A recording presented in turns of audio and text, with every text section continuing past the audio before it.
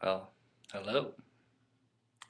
Um, a lot of people have been wanting me to break down the United States Open Championship.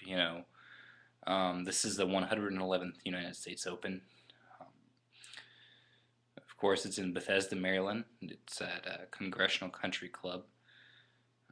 The last time it was hosted there was 1997. Ernie Els won that championship at 4 under par. A quote that I'd like to point out that was actually on one of the websites was that Graham McDowell says that no one will break par in this championship. I mean, no one is going to break par. Now, that is not an unusual circumstance. Usually, traditionally, the United States Open has been the hardest of all of the major championship venues. Um, so, this in itself is not completely um, surprising. I mean, you had the winged foot disaster. Of course, Mickelson and Montgomery making a mess of the final hole, and Ogilvy won that championship with the 5 over score. So things like that do happen. Of course, McDowell won last year at Pebble Beach with even par. Of course, the last person to win consecutive United States Opens. Of course, Tiger Woods has not even won consecutive United States Opens. The last person to do it was Curtis Strange back in '88 and '89. Um, of course, Tiger Woods has won 2 in a row of the other 3 majors. Of course, he's not going to be playing in this championship because of lingering left knee issues, and we could bring into a whole new discussion about is he ever going to win another major? And it's not a foregone conclusion that he's going to pass Jack Nicklaus's record now at this point. I mean, that is the reality of the situation, and just say that outright and get that out.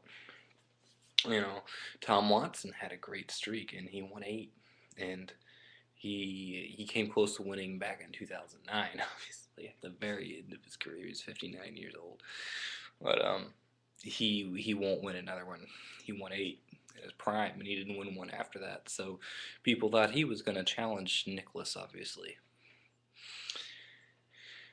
Who do I think is going to win this championship? Some online polls say Luke Donald's leading that at 12%, and Mickelson and McIlroy both at 7%.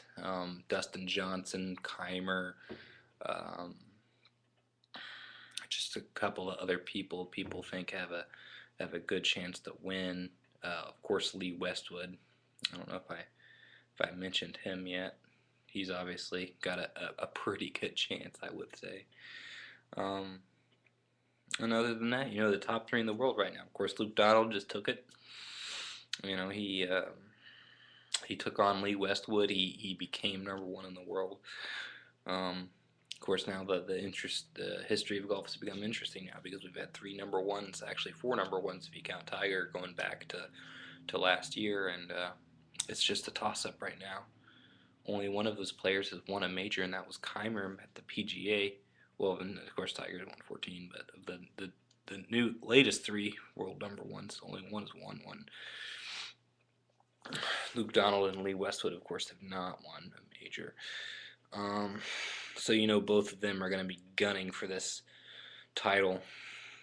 That's just what I feel is going to happen. I think you're going to see both of those players in the top 10. I could be wrong. I will talk about this later after each round to kind of summarize what I'm feeling.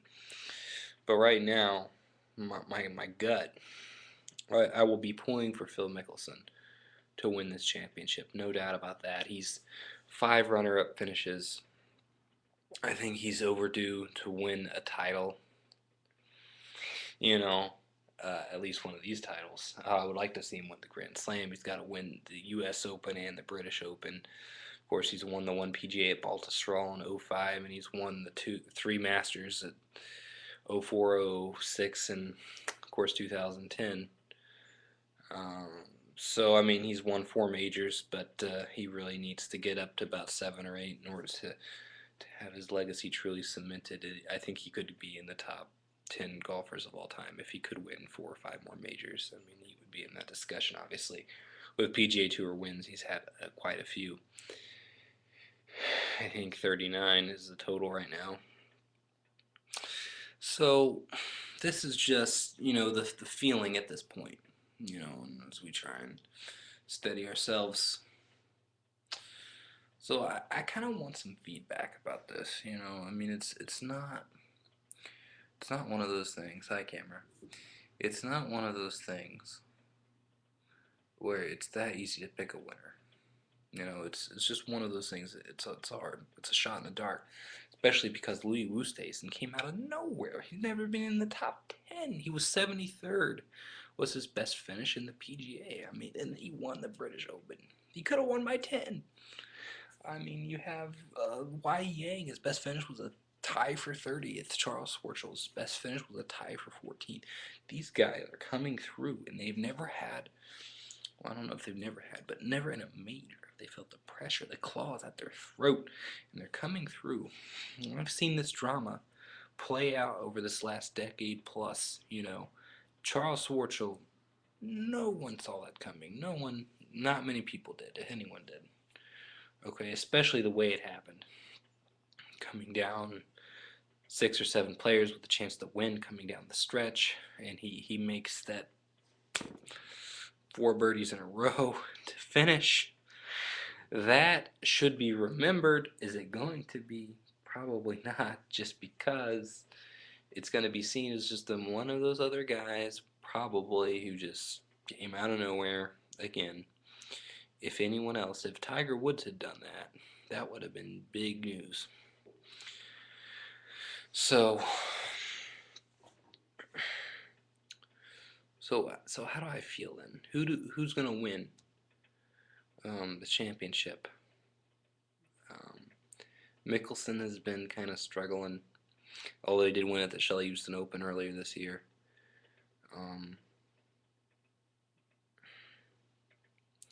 It's really hard to say. I mean, someone who could qualify for the championship could win. Who knows? I mean, it's just that wide open. Obviously, if you look in your crystal ball, I think possibly the best pick possibly could be Rory McIlroy. And I think some people are going to be surprised to hear that, especially with the 80 at the Masters, but I think he's got something to prove. I really do. I think he's going to come through this time.